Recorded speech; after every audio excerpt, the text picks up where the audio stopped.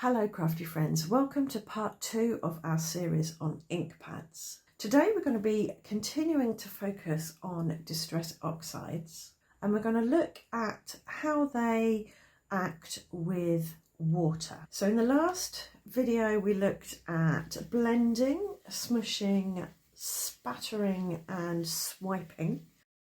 So if you want to watch that video, there will be a link in the video description. But here I have two pieces of mixed media paper and I'm blending on some speckled egg, which is a kind of duck egg blue colour. And I've also got some peacock feathers which I'm going to blend on and a bit of evergreen bough. So we're doing the kind of greeny blues, bluey greens. So now for some peacock feathers, I'm going to cover some of the speckled egg, but not all.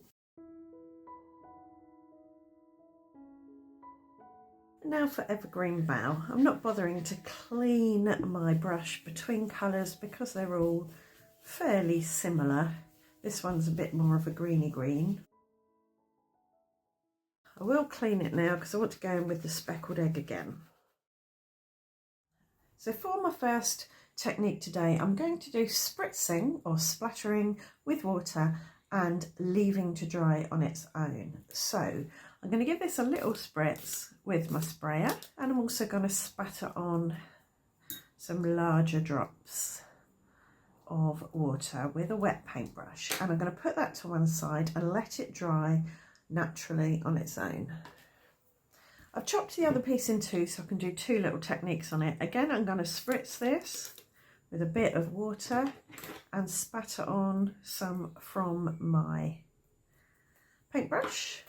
But instead of leaving it to dry naturally, I'm going to mop it up with a paper towel. And when I do this, I like to roll a paper towel over, and that stops the water smearing around. It keeps everything in the same place. And as you can see, it's picked up some of the ink on there, and here you can see that the colour has lifted. There is some staining of the paper. That's because there are dye inks in distress oxides and dye inks tend to stain the paper, but the pigment ink has lifted off with the water. So now we've got a bit of a speckled effect. So now I have another piece of mixed media paper that I've coloured with shaded lilac and wilted violet. And what I'm going to do is lift some colour again, and I've got a splotchy circle or ring stamp here, and I'm going to pick up some water with my stamp. You don't have to use clear stamps, you could use rubber stamps for this. And I'm going to press that down, and there's a bit of a splodge there, but as you can see, the water on the stamp is lifting the ink. So I could leave that to dry naturally if I want, or I could roll it up with some paper towel. So you can lift colour with stamps, and we'll do that again. I've got a little rubber stamp with a scribbly flower on it, so I'll do that in a few places. You don't get a perfect stamped impression with this, you tend to get blobs and blotches, but it's a good background technique, I think. So we'll roll that over again, and you can see those scribbly flowers have appeared. And now we're going to do another lifting technique, and that is lifting through a stencil. I showed this technique in my 25 ways to use stencils video, which again I'll link down below if you're interested in that. So I've got here a fresh clean baby wipe. I'm going to gently pass the baby wipe over the stencil, making sure it gets in contact with the inky paper. I'm not pressing really hard because I don't want to squirt loads of moisture or water out of this.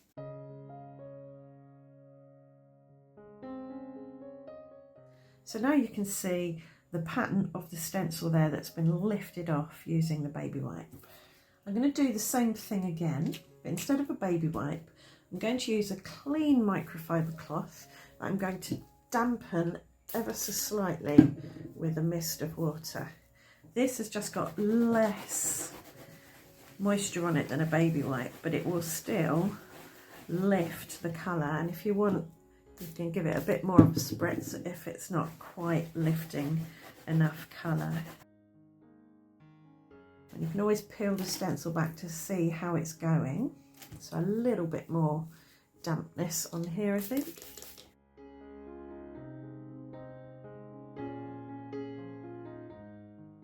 There you go, so you get a bit more of a defined image with the slightly damp cloth and a bit more of a diffuse image with the baby wipe. So the less moisture on your cloth or wipe, the more defined your image will be. So that's lifting with a wipe. So now we're on to lifting using water and found objects. So this has got faded jeans on it, and I've got here some large bubble wrap, and I'm going to give that a squirt with water. Not so much that it's dripping, but it's wet enough. And I'm going to press that down onto this bit and just hold it there for a minute to give it a chance for the ink to contact the water, and then lift that up. Now that I could use to print because there's ink on there now. So we've got a little stamp there, and I'm going to leave half of it unlifted, as it were, just leaving the water to do its thing. But I'm going to take, oops, not too much, take some paper towel and just blot that up so we can see both effects. And I'll leave that to dry and we'll come back to it in a minute. So I've got another piece of mixed media covered in faded jeans, and I've got some water, and I'm going to pick it up with this bottle cap and use that a bit like we use the stamps. So I could leave that as it is, or I could mop the water up, and I've got a pen lid here which I can pick water up with and make smaller circles. So I think on this one I will lift the water with a paper towel, and there you can see my pen lid and bottle cap stamped image. This is faded jeans again on mixed media paper, and I've got some cling film here which I'm going to spritz again with water. I'm going to flip that over and scrunch it and press it down as I scrunch, and I'm going to leave that to dry on its own, and we'll see what it looks like a bit later. Now we're going to lift again, but I'm going to lift this time not with a dry paper towel but with a wet paper towel. So I'm going to give this a good spray, a good soaking with water, and now with my wet paper towel I'm going to lay that on top and gently press it down, and then lift up. And now I've lifted that up, you should be able to see the pattern of the wet paper towel pressed into the piece of paper here. So using a textured wet towel, you can pick up the pattern in water, if you see what I mean. Right, it's been a little while, so I'm going to take this off here, and it's still a bit wet, but we've got an interesting little background pattern. So let's take a look at what we've got. This was the first one that I did, where I spritzed on some water, splattered on some water and left it to dry. And I hope you can see that you've got that lifting, but you've also got some cauliflowering or blooming where the water dried slowly and allowed the ink to kind of move to the edges and dry in a darker line. So that's a little bit different from this one where we spritzed and splattered and quickly lifted it off with a paper towel. You haven't got this outline on here. Here we have the one where I use stamps to lift colour and baby wipes to lift colour through a stencil. This was the bubble wrap one. Here I left this to dry naturally, and here I lifted up the ink. So this is a bit lighter because I quickly lifted the ink off. Here the ink stayed on but moved around, so it's a bit darker. And this is the print we made with the bubble wrap. This is the one we used the bottle tops and pen lids, found objects. This is a lovely sort of ethereal look that I got with the cling film. And this is the one where I used a wet paper towel to lift off some colour, and it left the pattern of the paper towel. So we got a nice little crop of colourful patterned papers that I can now use to make a card. Distress oxides aren't the only inks that will lift off when you add water. Catherine Pooler inks will do that as well. Pigment inks tend to do it a bit more than dye inks, I think, because dye inks do stain the paper, so they will very quickly soak into the paper and be harder to lift off. But try these kind of techniques with whatever inks you have and see what results you get. Also, rummage around your houses for found objects that you can dip into water and lift off colour with. So I think what I'm going to do with these is I'm going to take these postage stamp dies and cut lots of postage stamps out.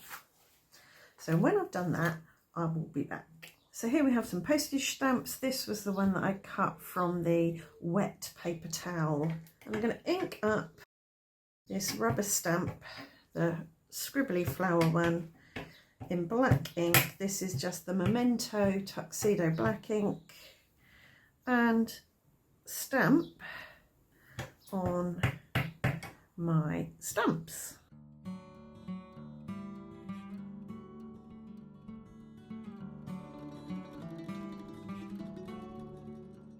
Okay, so now we've got some stamps with some images on. So I'm going to use the same stamp for my purple postage stamps, but I'm going to heat emboss.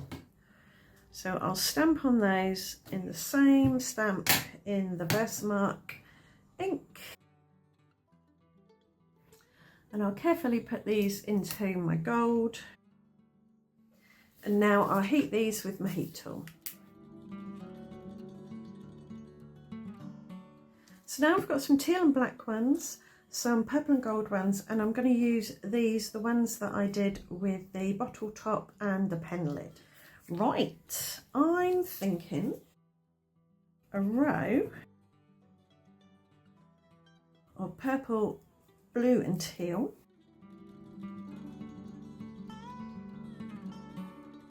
With a little gap in between. This is just a bit of scrap paper that I'm mounting them on for now. And then another row underneath, just switching the colours around a bit.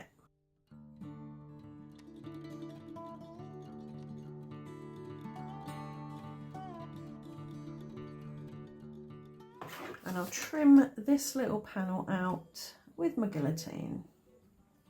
Give it a tiny white border around the outside.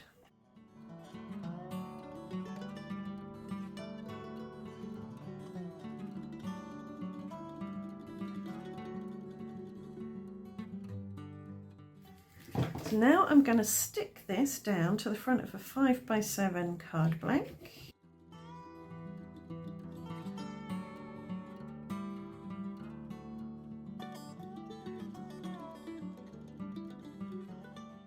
For my sentiment, I've got this thanks die cut. I cut the thanks from black cardstock and the outline from 2 layers of white cardstock. So it's got a bit of dimension, but not too much. So it will still go through the post. And that's going to go right there in the middle. And just add a little bit of dimension and a little bit of something extra. I'm going to add a few Morning Dew Nouveau drops around the sentiment. These may absorb or affect the colour underneath, but that's okay. They'll dry clear, but they may take on a bit of the ink colour as well. Okay, we have one clean and simple card made using the backgrounds we created by lifting ink from our Distress Oxide blended panels. I'm going to go and have a play with the rest of the panels I made today and create some more cards, so stick around to the end of the video for photographs of those cards. I hope you've enjoyed today's video and it's given you some ideas of things you can do with the inks that you've already got in your stash. Do come back tomorrow for the next video in the series, which is all about stamping. Right, thanks for watching. Bye for now.